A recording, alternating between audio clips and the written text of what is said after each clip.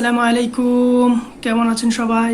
আশা করছি আল্লাহর রহমতে ভালো আছেন। দেশ ও প্রবাস থেকে যারা ভিডিওটি দেখছেন তাদের অসংখ্য ধন্যবাদ। প্রিয় দর্শক, আজ আমি আপনাদেরকে দেখাবো বিআরটিসি প্রকল্পের সর্বশেষ কাজের আপডেট। তো চলুন দেখা যাক। বাতিল হলো বিআরটিসি প্রকল্প। রাজধানীর বিমানবন্দর থেকে গাজীপুর পর্যন্ত দীর্ঘ বিশেষ এই করিডোর হয়ে যাচ্ছে 4 লেনের। অথচ এই প্রকল্পের খরচ হয়ে গেছে 4,000 কোটি টাকা। ঋণের বোঝা কেন জনগণের উপর চাপিয়ে দেওয়া হলো, প্রশ্ন বিশেষজ্ঞদের। বললেন, এই প্রকল্পের সংশ্লিষ্টদের বিচার হওয়া উচিত। বিআরটিসি প্রকল্পের কাজ শুরু হয় 2012 সালে। তখন থেকেই সমীক্ষা যাচাই, নকশা ত্রুটি সহ নানান বিষয়ে হয় সমালোচনা। বিমানবন্দর থেকে গাজীপুর পর্যন্ত 20 কিলোমিটার সড়ক তৈরিতে সময় লেগেছে প্রায় 12 বছর। অপরিকল্পিত নির্মাণ কাজে বেড়েছে বায়ু দূষণ, ভোগান্তি বেড়েছে যানজটে। প্রকল্পের কাজ শেষ হয়েছে 97%। এই মুহূর্তে বন্ধ হলো বিআরটি প্রকল্প। সংশ্লিষ্টরা বলেছেন, বিশ্বসাহিত্য লেনে শুধু বিআরটি বাস চললে অন্য লেনে যানজট আরও বাড়বে, তাই বাতিল করা হয়েছে।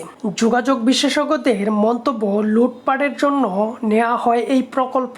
সংশ্লিষ্টদের বিরুদ্ধে আইনগত ব্যবস্থা নেওয়ার দাবি তাদের। শুরুতেই প্রকল্পের ব্যয় ধরা হয় 2,400 কোটি টাকা, পরে বাড়ানো হয় 4,268 কোটি টাকা পর্যন্ত।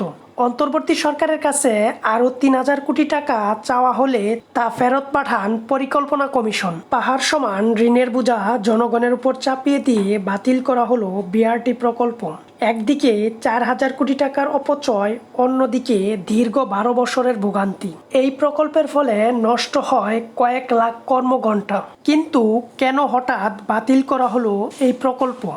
মাত্র 3% কাজ বাকি থাকতে কাদের ইশারায় বন্ধ করা হলো প্রকল্পের কাজ?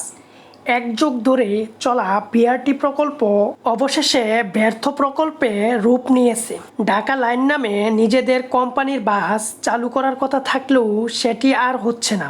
এইদিকে বিআরটি প্রকল্পের বিদেশি ঋণের কিস্তি দেবার সময়ও শুরু হয়ে গেছে, কিন্তু 137টি বাস কেনার প্রক্রিয়া এখনও শেষ হয়নি। সংবাদ মাধ্যমের প্রকাশিত তথ্য অনুসারে তৎকালীন সড়ক পরিবহন মন্ত্রী ও সচিবদের পছন্দের প্রতিষ্ঠান থেকে বাস কিনতে না পারায় পুরো প্রক্রিয়া ঝুলিয়ে দেওয়া হয়। প্রিয় দর্শক, আমার এই ভিডিওটি আপনাদের কাছে কীরকম লাগলো তা অবশ্যই কমেন্টের মাধ্যমে জানাবেন।